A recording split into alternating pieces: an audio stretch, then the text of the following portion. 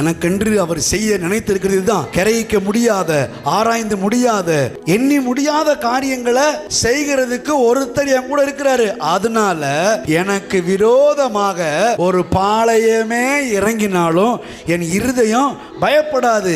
என் மேல் ஒரு யுத்தம் எழுப்பினாலும் இதிலே நம்பிக்கையா இருப்பேன். கவனிங்க, என் மேல ஒரு யுத்தம் எழுப்பினாலும் நான் பயப்பட மாட்டேன். ஏன் தெரியுமா? எனக்கென்று ஒரு சித்தம் இருக்கிறது.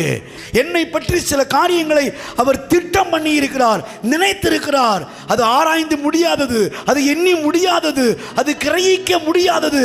அப்படிப்பட்ட சித்தம் எனக்கென்று வைத்திருக்கிறபடினால் எனக்கு விரோதமாய் எழும்பி வருகிற யுத்தம் ஒன்றுமே இல்லை.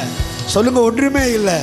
ஏன்னு கேட்டா, எனக்கு விரோதமாக எழும்புகிற யுத்தத்துக்கு மேல தேவன் எனக்கென்று வைத்திருக்கிற அவருடைய சித்தம் பெரியது.